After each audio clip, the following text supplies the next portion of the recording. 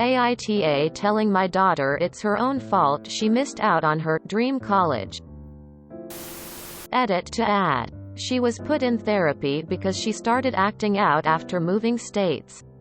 Not because of the imaginary friend.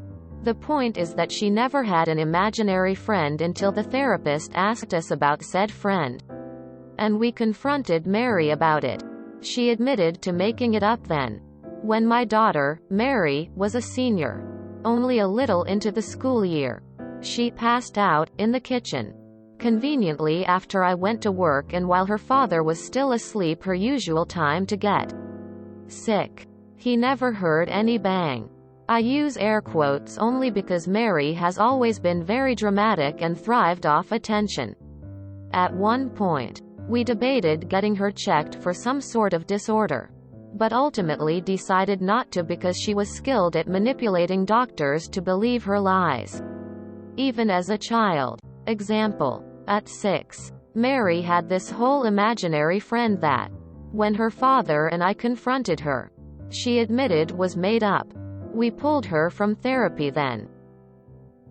During all her school years, she was a terror. We were constantly embarrassed in the guidance counselor's office, pleading our case as parents, doing our best. She didn't turn in her homework.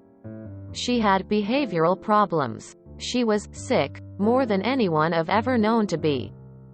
But back to the concussion.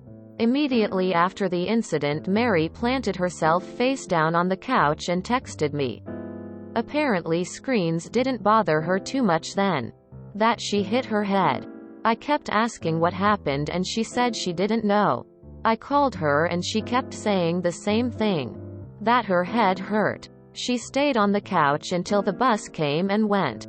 When her father got up and saw her there, he ended up taking her to the doctor at their first available appointment where she was diagnosed with a concussion. It lasted past Christmas. She was cleared to go back in November but only for half days.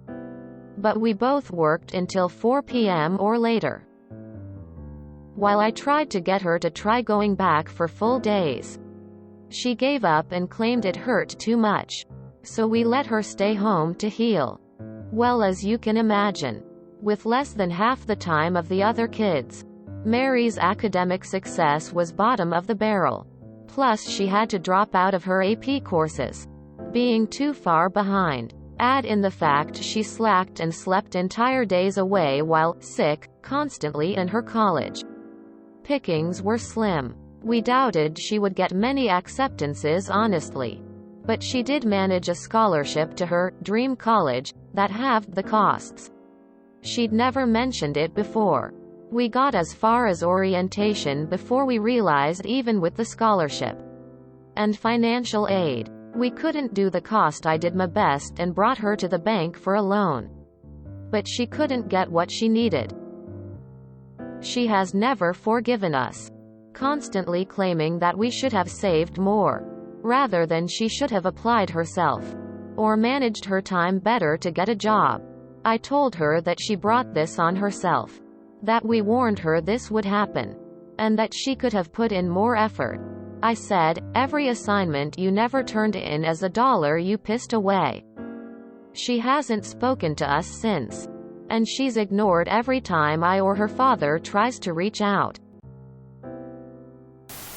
Info. What was her GPA? If her grades were that terrible, how did she get a scholarship? You're the asshole. You took your child out of therapy when she started displaying odd behavior at 6. You refused to believe that there could possibly be anything wrong with her beyond being, what, lazy? You refused to believe that she passed out when you took her to the doctor hours after the incident and had her diagnosed with a concussion. Do you think she just faked that? Do you think that if she was fully neurotypical and functional you'd somehow have more money? Is that what this is? You resent not having a normal child?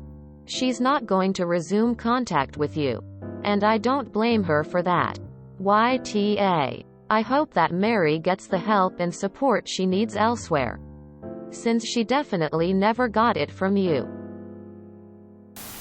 I have only ever seen shitty partners posting about their partners with this amount disdain on this sub. Like, do you like your daughter? Have you considered what went wrong on your end for your daughter to act like that since she was 6 years old? Did you go to therapy to become better parents? YTA. Do you hate your own child? My God. It gets worse as I'm reading your comments. Your daughter gets a concussion. Something a doctor diagnosed her with, and you blame her for you not being able to afford to send her to college? While you were busy being humiliated at the guidance office, you didn't think that maybe you should help your child prepare for college? You pulled a child out of therapy for having an imaginary friend. Children have imaginary friends. It's not lying. It's being a child. You will be very lucky if she doesn't go NC with you. YTA. You've clearly failed at raising your child. Now, in order to make yourself feel better, you put her down and are trying so hard to make her the bad guy when it's in fact you. I'm sorry. So the doctor diagnosed her with a concussion and after a while allowed her to go to half-day school. And then you tried making her go full-day school. So what you're implying here is that you completely disregarded a doctor's request, and when your daughter was in pain because of your neglect, you blame her for it? Also, you said your child lied about having an imaginary friend. She was 6. She told her therapist that she had an imaginary friend. So you pulled her out of therapy. And the fact that she was in therapy at 6 makes me think she had a reason for not telling you about her imaginary friend.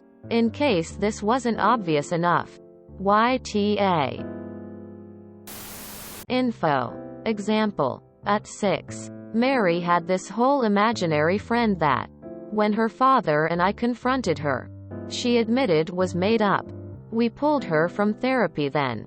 Isn't that what imaginary friends are though? YTA. Despite living in chronic pain from a concussion she got months ago, which must be draining enough. It sounds like she is also dealing with mental health issues since long before it that you let slip. On some toxic nonsense, she's faking everything. Get your daughter help. And on top of it, she somehow got a scholarship to her dream college and you squish that for her too. And make it her fault that you didn't actually do your job and parent her? You saw your previous attempts weren't something that actually changed the behavior. So why would you keep grounding her when it didn't change the situation? Why aren't you trying something different? Dude. YTA. And for fuck's sake. It sounds like you truly hate your daughter. And that you have been treating her hatefully since she was 6 years old. You seem to resent the fact that she had a difficult time moving. You express nothing but vitriol at the fact that a 6-year-old didn't take therapy seriously enough. You seem to think that having imaginary friends and making up stories is somehow an indication of poor character. And you treat her hypochondria as her lying, when it is in fact a symptom of deep psychological problems. You sound like an awful parent. And I can only imagine how much pain this child has been through because of your lack of compassion, understanding, or empathy. You seem to literally take every situation involving your child and spin it to be a reflection on you, an impact on you, an embarrassment to you, etc. It's all about you. You literally see your daughter as an extension of yourself. Nothing more. This is sickening. I hope your daughter gets help and love and support from someone better than you. So your daughter has an orthostatic intolerance condition. Like 25% of women under 25. Which makes her prone to fainting. She fainted and hit her head. She then received a real diagnosis of a head injury from a real doctor. That real doctor instructed her to stay home from school for, you don't actually give a time frame, but for a period of weeks or months. That all makes sense so far. Her grades suffer. Despite this, she not only gets accepted into, but gets a scholarship for her dream college. That must have taken hard work. And you believe that she somehow masterminded this great plot against you because she had an imaginary friend when she was 6 years old? Wow. YTA. YTA. That was a lot of words to say. You really dislike your daughter and just want her to go away. Her not talking to you seems to have been your end goal. YTA. And an extremely bad parent. No wonder your daughter has cut you out of her life when you showed her over and over that you didn't care for her or even love her. You punished a 6-year-old for having an imaginary friend. Something which is very common and normal. And you neglected her health and well-being. And now you have the audacity to blame her for your bad parenting? YTA. 1000%. Post-concussive syndrome is no joke. And can take literal years to recover from. I hit my head awkwardly right before my senior year started. And nearly didn't graduate because of the lingering effects of the concussion. The smallest amount of exertion would give me headaches and make me dizzy. And when I thought the physical effects were gone, I started getting suicidal thoughts. Completely out of character for me. But one of the often overlooked side effects of concussions. An actual doctor diagnosed your daughter and you keep saying she is sick, and that she's to blame for her lack of academic success? She had a literal brain injury. No amount of discipline is going to make up for that. Have you asked her how she felt about trying to keep up with school with a concussion? Because let me tell you, it's hell. I was an incredibly motivated student, but I just couldn't do it. When your brain is hurt, you can't just push your way out of it. Maybe pulling her from therapy back when she was a kid wasn't a good idea? She definitely seems to have behavioral problems. You pointed out her being manipulative and lying. And all that. But therapy as a child could have helped combat that before they got too bad. Also, I suffered from really bad anxiety all through middle and high school. And frequently lied to stay home because I was panicking so bad. I didn't know that's what it was, so I couldn't properly tell my mom what was really happening, so I lied about being sick, or if I was actually sick or hurt. Exaggerated it to stay home because the thought of leaving the house overwhelmed me with so much fear and tension. I thought I would die. It's possible that's what happened with her. Anxiety disorders are monsters that can F up your life and the lives of those around you. I didn't like her entitled reaction to you not being able to afford her dream school at all. But if she does have other underlying problems that haven't been treated at all because you pulled her out of therapy and, I'm assuming, never put her back in, then I think all of you share some blame in this. Edit. Based on your comments, I'm jumping on the YTA train. If this is real, then YTA. Your daughter had a serious head injury and somehow you think she is faking it. You have no idea how serious blunt force trauma to the brain is. You cannot be as cold and callous to think that a 6-year-old child is manipulating because they have an imaginary friend. That is not uncommon. Most 6-year-old children still believe in Santa Claus and the Easter Bunny. Also, if she got half of her college paid for by scholarship, how could you not get a loan to cover the rest? Is your credit that bad? How could she not get the loan, and why didn't use the government agencies for student loans? Info. Was she a planned kid? Can't think of much else that would cause so much resentment and outright hatred towards a 6-year-old kid. YTA. Do you even know what a concussion is? It's when the brain gets smashed against the inside of the skull. The repercussions can indeed last for months and often have permanent side effects. Also, while you keep putting quotes around sick, It's clear from your story that the doctors didn't doubt that she was concussed. Frankly, your complete lack of interest in your child's health is appalling. For that matter, how was this not discussed with her school?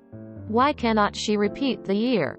Why did you just sit on the sidelines while all of this happened?